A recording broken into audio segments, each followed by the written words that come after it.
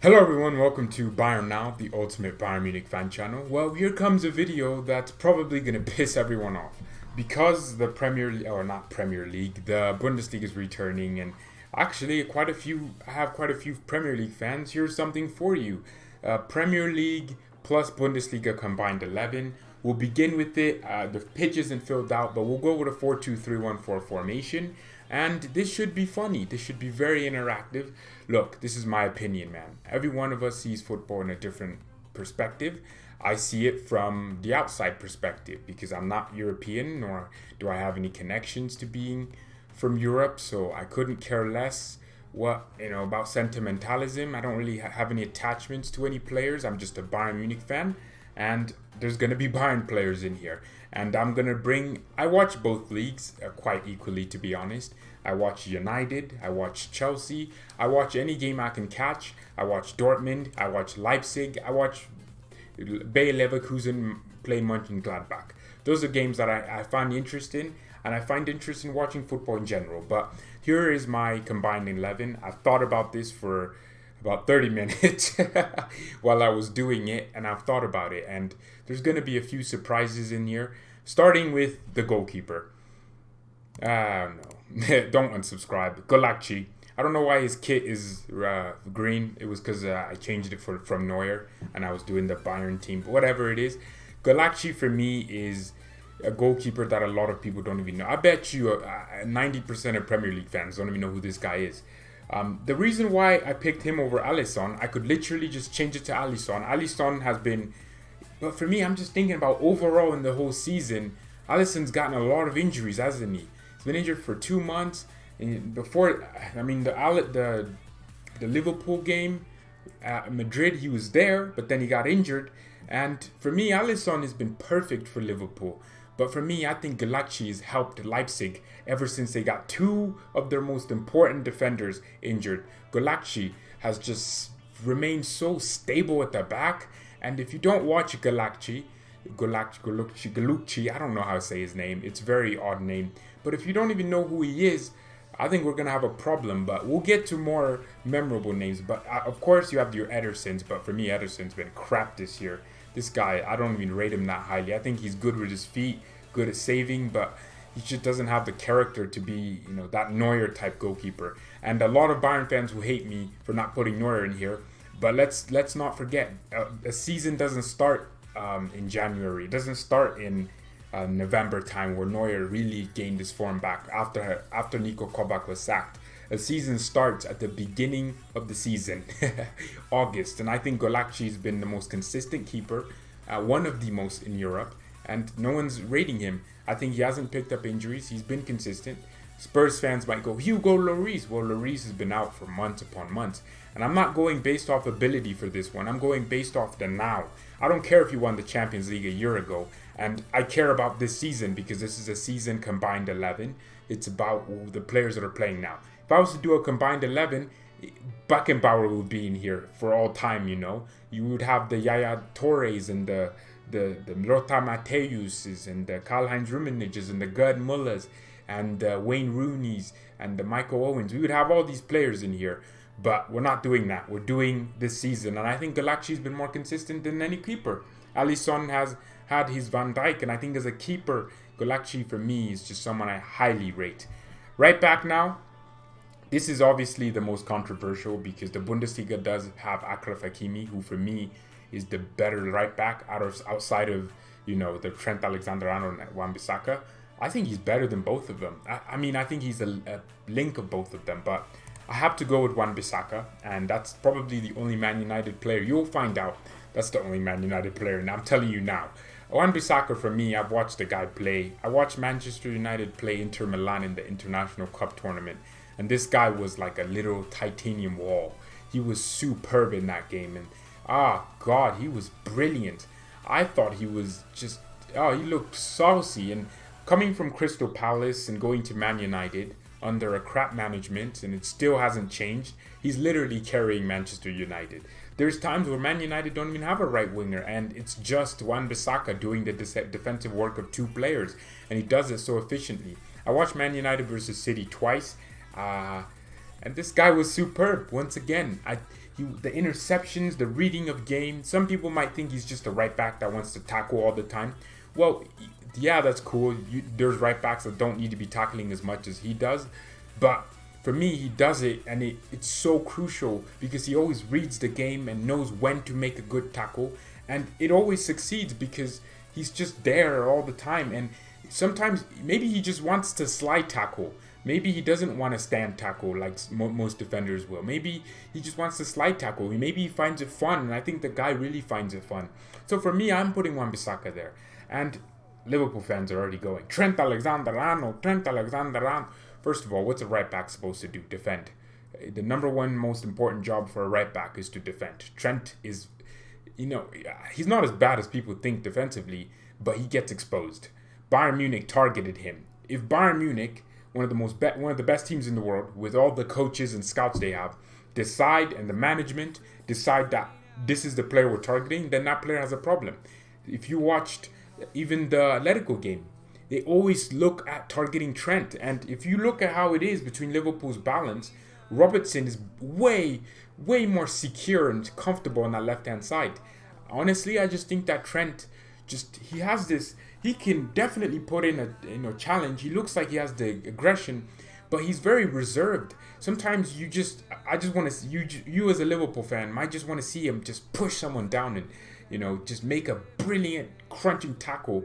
But sometimes he'll just fall, and I don't know. I just don't see him as a right back. I think he's a wing back.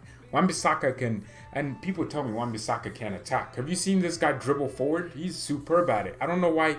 It's because he's so good defensively, but he's only a 7 out of 10 or even a 6 out of 10 going forward. But he's 10 out of 10, out of the back. But Trent is a 10 out of 10 going forward, but a little bit worse defensively than Wan-Bissaka is going forward. You can always teach attacking, but it's very hard to teach defending because attacking is different from defending. Attacking is based off creativity. Defending is based off discipline, and I think that's the difference. For me, it's going to be Wan-Bissaka. This video is already 7 minutes. I'm sorry for that. You're just going to have to enjoy it. Just going to have to keep watching. Right center back, Virgil. Big man at the back. Dijk, that's what I call him. He's not even my player, but if we had this guy at Bayern Munich, man, we would have, I highly rate Van Dijk. I think he's one of the best, center backs I've watched play in recent times, right? The way that's why I was pushing for our Niklas Zula to be on his level, because that's the level I want him to hit. Van Dijk, the composed figure at the back he is, you just kind of wish in your heart that maybe Van Dijk should have made the move earlier. But it worked out for him so well because he's now at Liverpool. He's the best center back in the world. He got so close to the Ballon d'Or, which I don't think he deserved to win it because he wasn't the best footballer last year, and nor he is ever. I don't think defenders should be winning. I think they should just make a new award for it because the Ballon d'Or has always been about footballing ability, not, stats. But for me, Van Dijk, man, I keep looking back at the Bayern versus Liverpool game. Look at what he did. He took the responsibility, had a goal and assist from a center back.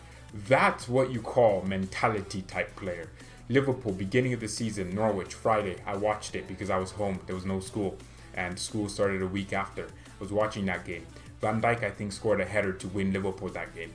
If he doesn't do that, man, Liverpool don't go on this incredible run of unbeaten and almost go invincible. Van Dijk is a key moments player. You think about a corner, header.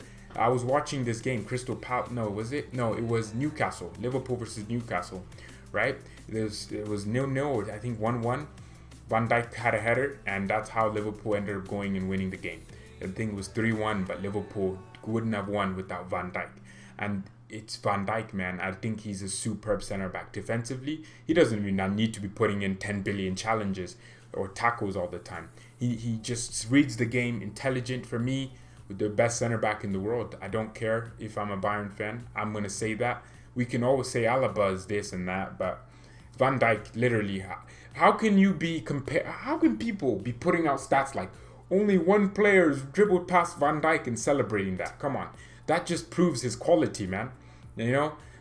That proves, and he's gone against some real ballers, but none of them ever get past him. And I watched this game, Tottenham versus, there was two players, and Virgil van Dijk just, oh my God, this is defending. I played center back, and I kind of emulated my center back style. I hadn't played center back before last season. I had to fill in for a few of my teammates who weren't as good as me as center back, and I tried to emulate that Van Dijk type of defending, and it worked. Being composed at the back. Van Dijk, he's a modern center back. If I had to pick my back line of all time, it'd be Franz Beckenbauer and then Virgil van Dijk. Those two along. I know I'm gonna put other. I'm just saying, for me, people don't understand the influence Van Dijk has had Liverpool. Van Dijk is the reason Liverpool are where they are now, because he's the signing that took them from. Oh, if you watch him play, man, just watch how annoying he is to deal with. I couldn't stand this guy when we played Liverpool. You would think, oh, Bayern are onto something. Then he just be so calm and composed and make a great decision. I hate this guy. I can't stand the freaking Afro mother. I can't stand him. Islanders. I hate him. But Van Dijk, I mean, even he does it for the Dutch national team. So he's not just some system player. He's done it for Southampton and Celtic. He's done it. Left center back, this was a controversial one, and I was thinking about Alaba, but I then realized, this is about overall in the entire season. And then I was also thinking about Upamecano, but then I realized Upamecano has only been fit since September. I know, the season, you don't have to play every game, but I think one of the most consistent center backs that doesn't get as much credit in between both leagues is Soyuncu from Leicester. I've watched Leicester City play. Ironically, it was Liverpool where they got smacked up, but Soyuncu is a calming influence, man. Leicester's a team that they have two players in here. I'm just saying that. They do. You will be surprised who it is. But for me, I think that Soyuncu is a superb center back, man. The way he stays at the back and he's composed. I was going to give it to Alaba. That's why it has the number 27 on there. I was giving that to Alaba. But then I realized Alaba's only been a center back since November, wasn't it? And I can't do that. I love Alaba, but he's not really. He's a world-class center back, everything. But for me, I'm putting Soyuncu in there because he's literally, after Harry Maguire left, he had some big shoes to fill, and he's filled more. And I think he's better than Harry Maguire, ironically enough. For me, Soyuncu is a big reason why Leicester City are where they're at. And Leicester have been dominating teams in the Premier League because of players like Soyuncu. And I think he's one of Leicester's best players. And I'll talk about their next best player in a few minutes here. But for me, it's him. First Bayern Munich player, it's going to be Davies. I don't think there's a single Liverpool fan that can tell me that Robertson is a footballer is better than Alphonso Davies, because he ain't. He's a better dribbler, stronger on the ball. By that I mean quicker and more technical. He's a better attacker and also a better defender. It's weird to say that Davies is a better defender than Robertson, but Davies is. He takes the ball and he wins it. And what I like about Davies is when he wins back the ball, he brings it forward 50 yards and gets an assist.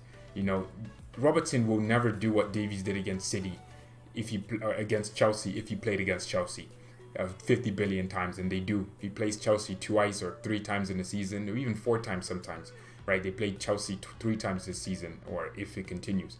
Right, Robertson cannot do what Davies did, and that's a level of talent that no one in the world has. He's the best left back in the world, Alphonso Davies, and there's nothing you can do about it. Some people tell me, "Oh, he's a winger. That means he can't defend." He's putting up some of the best defensive numbers in the world. I think Alphonso Davies deserves an immaculate amount of respect, and if you don't respect him, then I guess you're just a hater, because this kid is the best left back in the world, and there's nothing you can do about it. Right CDM. We're doing a 4-2-3-1 like I said. Indeed. I don't know a player that's done... look, Leicester were losing all these games, and I was like, why are they losing? And then I realized Ndidi was injured. That's how important he is for Leicester. Right? Ndidi, for me, is the best CDM. Right now, when I think about it, he's the best ball-winning CDM, right? Not like a ball mover, ball-winning CDM in the world. For me, I highly rate Ndidi. I think he is. I don't care what anyone tells me. I don't care what you're saying. I think Ndidi has been one of the best. I'm trying to be objective here. I don't have any biases for him. I don't care. I'm not related to the guy. I'm not Nigerian either. I just really rate a player of his quality. The way he protects that back four is Kante-esque, but I think he's better as a footballer than Kante. Because Kante can't, I've seen Ndidi turn on pressure and make brilliant passes. and he's doing it. And he's taller, more physical, and in my opinion, man, he's perfect, man. And that's the last Leicester player, Thiago. Yeah, that's it. Right. There's a lot of people that are gonna say Thiago wasn't playing very well for a month or two in the season. Well, he wasn't getting picked, and that wasn't his fault. That was because Nico Kovac just didn't want to play Thiago. At the same time, Thiago was doing it for Spain, and he was doing it for his national team. But over the last, oh my God, Thiago has been the most quintessential midfielder in the world. He's so important to our midfield. Think about this stat, right? Last season, Bayern Munich did not win a single game when Thiago was not playing. So that means every single game where Thiago missed, we either drew or lost. That is absolutely ludicrous. And for me, Thiago is so underrated because he hasn't lifted the Champions League, which he will. And for me, yeah, it's Thiago. I think he's so underrated. Someone's going to come at me and say, Kovacic. No, Kovacic ain't doing what Thiago is doing on the pitch. He can carry the ball, but when he's defending, Thiago is our CDM. He's our actual CDM. A lot of Premier League fans might not even know that. But Thiago is our actual CDM. He's the guy that, destroys and breaks up play for us. Imagine that, and he's putting up the numbers that the likes of your Casemiros are, but he's not getting the recognition because he's more technical. I don't think people realize that. They think Thiago is some attacking midfielder. He's not. He's the defensive midfielder who just has more technicality than the rest.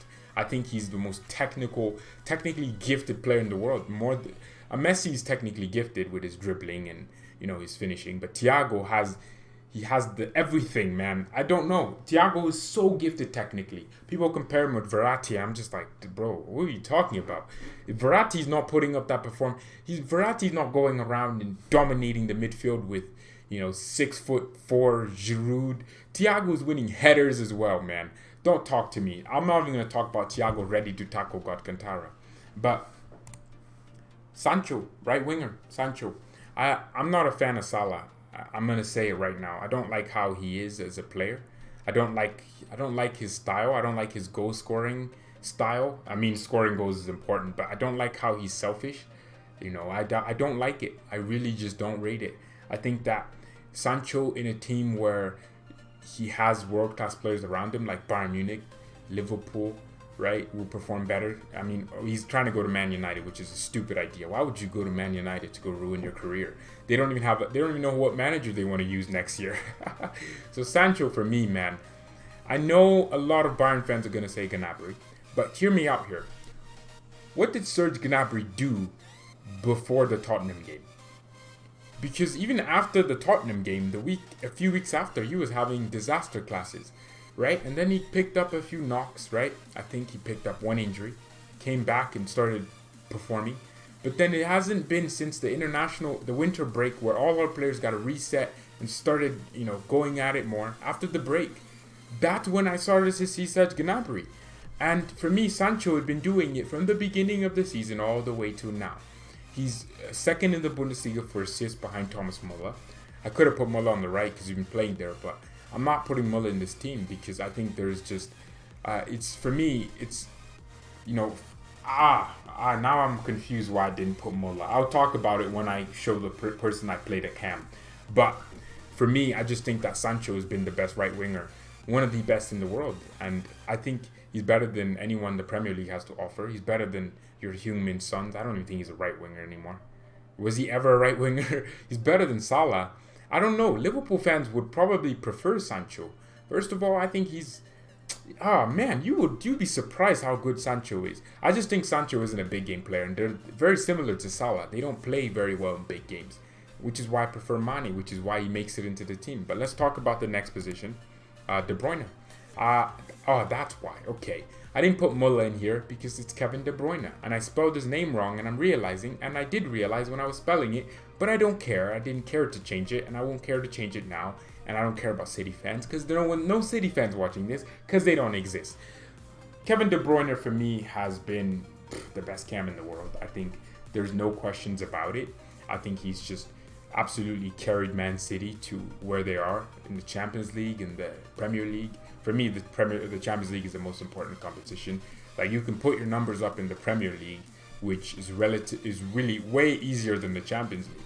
I mean, Liverpool were absolutely smacking up Prem teams all over the place, grinding results out.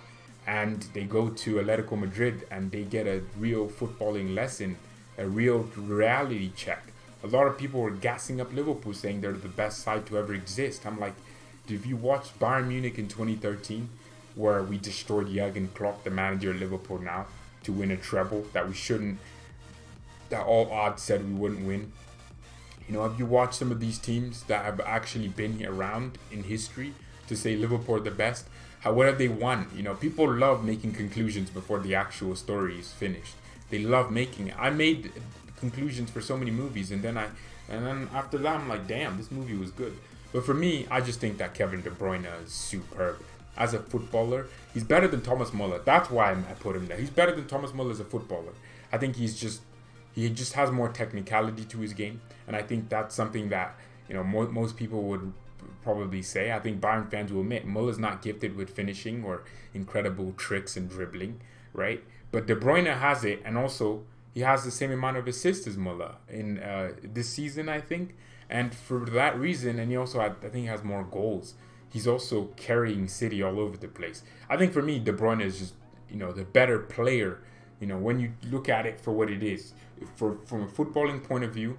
But not only is he from a footballing point of view, but also overall this season, I think De Bruyne has been better. Muller didn't start the season off so well. Same thing with Thiago. You can even say the same thing about Davies, but he's rescued himself.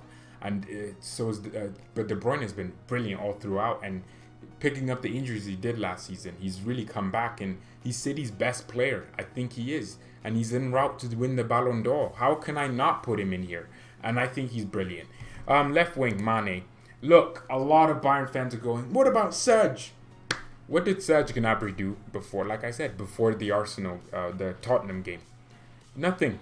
What did he do before that? And even a few weeks, no, nothing. Which is why Mane goes in for me. I think Sadio Mane, over the season, has been more consistent. He's Liverpool's best attacker, most influential attacker in big games. He's that player that Liverpool can rely on to get a goal when Salah isn't doing it. He's not selfish.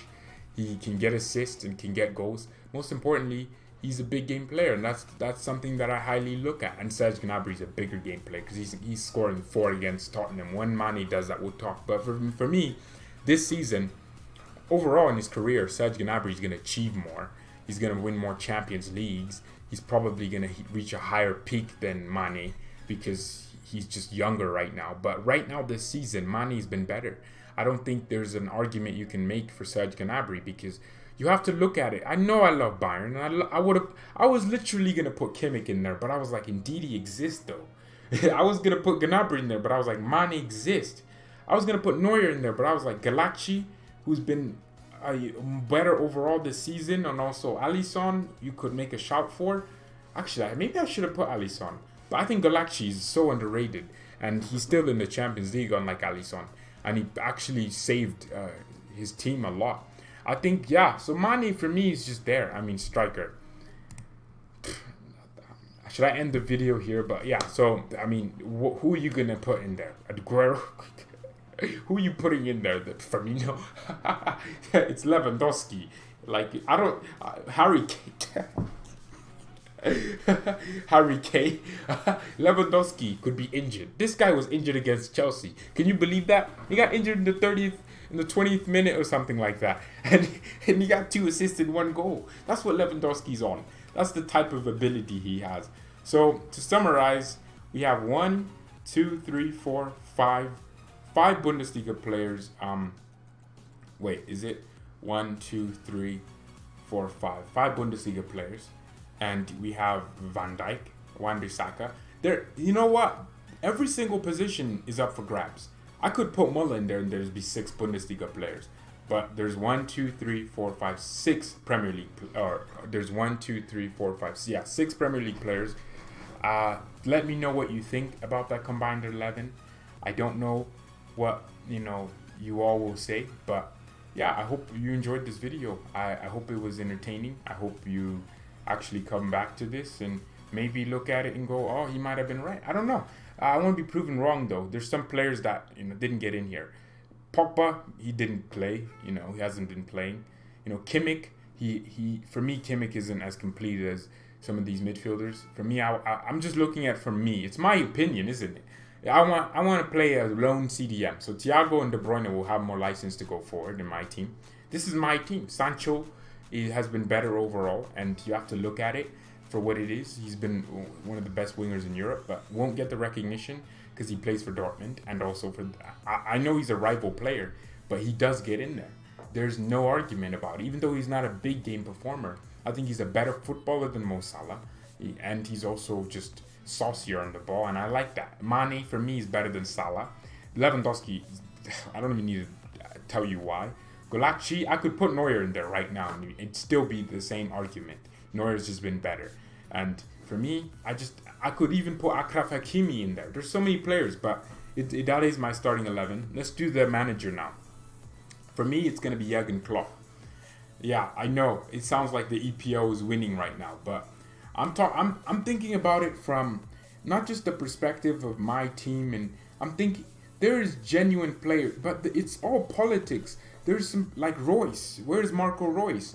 Royce on his day is a better player than De Bruyne, because he can do everything else. He can dribble, shoot better. He can lead the team. I don't know, but there's so many players that I'm not putting in here for political reasons.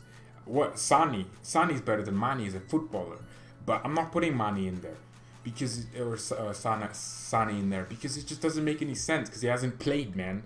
I'm not putting it on ability. If I was putting it on ability, then for me, Hakimi would get in, Kimmich would get in over Ndidi, Alaba would probably get in if it was just off ability. If it was just off that. So it's mainly off of just purely this season, what have you been doing as a player?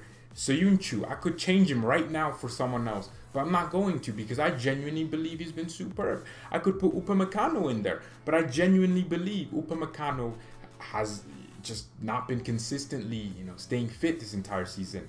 And that's some of the reasons why so many for example, City play, you have to think about it. Jurgen Klopp, I've already said the manager. City play, we'd obviously play in Germany. This team would be a German team. Let's be honest. There's not a single English player except Sancho.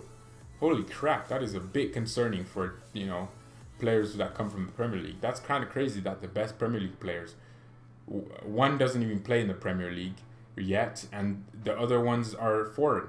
But let me talk about this, right? City plays Sterling over Sane. I guarantee you 99.9999% of City fans will tell you Sane is a better footballer than Sterling is. And they'll tell you Sane plays better in bigger games and more and everywhere. Crosses better, shoots better than Sterling. But why does Sterling start more games? It's all politics. Pep doesn't like how Sane plays. He's too flamboyant. Pep doesn't like that. Pep likes players that he can tell what to do and they do it. So for me, there's so much politics in football. This is my politics version. I'm doing it because it's how I see it. Like, I'll put Bayern players on Twitter and I make jokes, but I try to be as freaking clear as possible. So thank you everyone so much for watching. Mia San Mia. And I'll see you tomorrow. It's actually 10 p.m. when I'm recording this. So it's going to go out the next day. So maybe I won't be up. I will be up, actually. I'm sleeping at 12. I'll be up. And I'll be watching the preview with all of you. But thank you all so much for watching. It's been my pleasure. Mia San Mia and peace.